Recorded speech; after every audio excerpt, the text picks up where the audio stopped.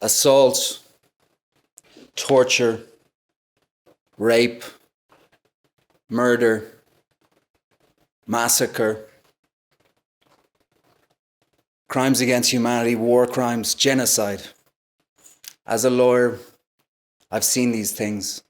I've dealt with these things. I've seen the most troubling things in the most troubled places. But my own upbringing was very far from these things. It was a very idyllic childhood in a small village in the west coast of Ireland. That utilization of something different to kill, to maim, to murder, that wasn't there. Or was it? I grew up in a place where there were travellers, Ireland's ancient ethnic minority, on Lucht Shul, the walking people. They were treated badly then. They're treated badly now. I woke up as a child every morning, as a teenager, and heard stories from 150 kilometres up the road, news reports of abductions in Armagh, beatings in Belfast, tit-for-tat killings in Tyrone. So that other was there. It was being misused and used and utilised for hatred and wickedness and evil. I moved to New Zealand when I was 22 years of age. I suppose it was the first time I'd really lived in a place where people were visibly different as I walked around the streets of Wellington where I lived. Like generations of Irish people before me, I started working in an Irish pub. One of my friends in the pub was a big New Zealander guy, Paulie, of European descent, a Paki as they call them in New Zealand. He encouraged me to come out and play rugby with his team, and I went out and played there. And most of the guys on our team, and most of the teams we played against were Maori or of Polynesian descent. Tukalau, Niue, the Cook Islands, Samoa, Tonga. I remember turning to Paulie one night at the entrance to the pub and saying to him, "Is it ever weird with the lads?" And Paulie looked at me and he smiled and he said, "We all bleed, mate. We all bleed." Those guys taught me a lot. They taught me so many things. We had such fun times. I used to be in stitches of laughter going out at the rugby pitch and coming off the rugby pitch so many times because of them. They were different to me, of course they were, but they were just normal lads. They were fascinated by my love of rap music, which they said was impossible. How could a white European guy love rap music so much? I remember after one auspicious victory, which I can sadly claim very little credit for, and spending 3 hours on the dance floor in the early hours of the morning in a club where most of the people were Polynesian, a few of the lads turning to me and saying, "You really do like rap music, bro." But those differences that started to fade into the background, and that became very clear to me when a friend of mine who was visiting and driving around New Zealand in a camper van, he came out and watched one of our games, and I said to him after the game, "What did you think?" And he said, "It was great." He said, "But very weird." And I said, "Why?" And he said, "Because you look like a little white dwarf running around with a load of big black men." I suppose by then, the differences had just faded into the background and I didn't even consider them, even though they were completely visible. But the other was there in New Zealand. It just wasn't a powerful, murderous force, but it was there. It's not a perfect country. But in Bosnia, I saw the power of that murderous force in its full, deathly glory. In 3.5 years in the mid-1990s, people who grew up together, who spoke the same language, who ate the same food, who served in the same army, who celebrated each other's festivals, they tortured, murdered, massacred, ethnically cleansed each other. There's 6,500 people still missing from that war in a place that's less than 2 hours flight from Dublin, less than an hour's flight from Vienna or Budapest or Rome.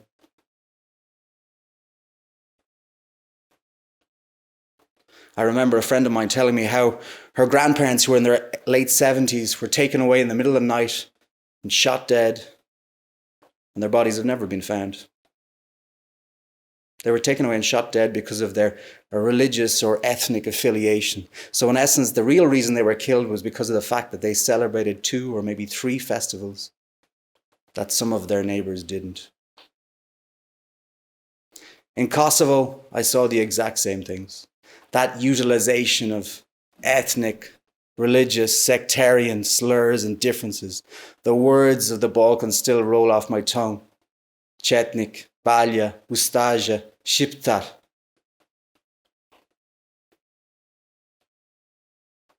But in a weird, strange, dystopian way, I also saw the fallacy of it all. How the other was just a creation, a utilization, a molding of people. I worked on organ trafficking cases where we saw people buy kidneys off other people from across the Great Divide in the Middle East. So even though those people were from the other side, the side that is animal, that is terrible, that is terrorist, that is killer, the organs from their bodies could still save the other people from the pain of daily dialysis. In Cambodia, I saw potentially the most egregious of that othering. The Khmer Rouge took over that country in the 1970s and tried to set up a new society, an agrarian nirvana, a place where people would live happy lives far removed from towns, from big urban centres. That agrarian nirvana necessitated that those who could not form part of that society had to be expunged, removed, liquidated.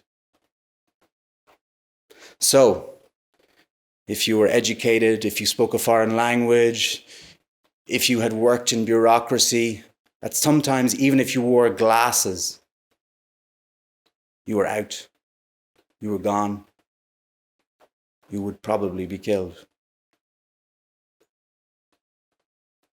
So after all this death and destruction and hate, you would think that I would be incredibly despondent about the future of the human race, about our species, about Homo sapiens.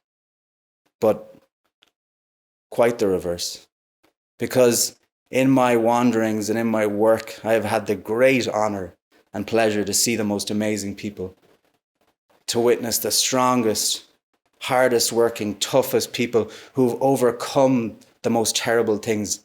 I think of my friends in the Balkans who've crossed the ethnic divide and national divides to go out with or marry people from across those divides. I think of friends of mine, or a friend in particular who tell me frankly about how her father was killed by a different ethnic group in the war, and yet a lot of her friends are from that ethnic group, and some of her friends and family think that odd, but to her it's quite normal. How could it be otherwise? They're just human beings. How can they represent something that was not done by them?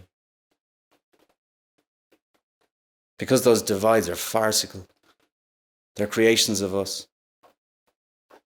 In Sarajevo, they used to tell a joke before the war that, how did you know a Serb from a Bosniak? The Serb was the one who didn't go to church and the Bosniak was the one who didn't go to mosque. So what I ask you today is this, that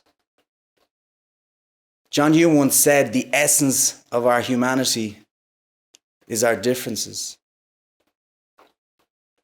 Those differences are indeed the essence of us. They're why we go on holidays, to see different places, to see different things. They're why we read magazines and listen to podcasts and pore over paintings from faraway countries.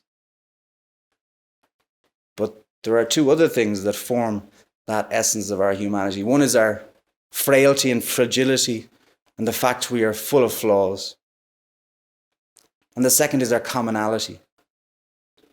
What divides me from a poor Afghan refugee woman in the camps of Iran,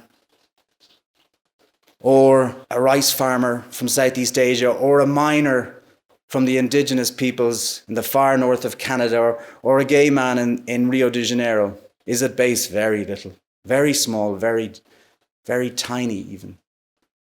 Because our commonality of humanity, our commonality of our essence, of our human beingness, That is what we really are.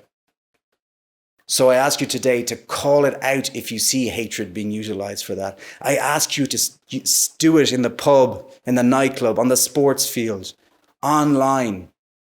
Say it. We are all human. They are not subhuman. They are not different. They are not hateful. They are not evil.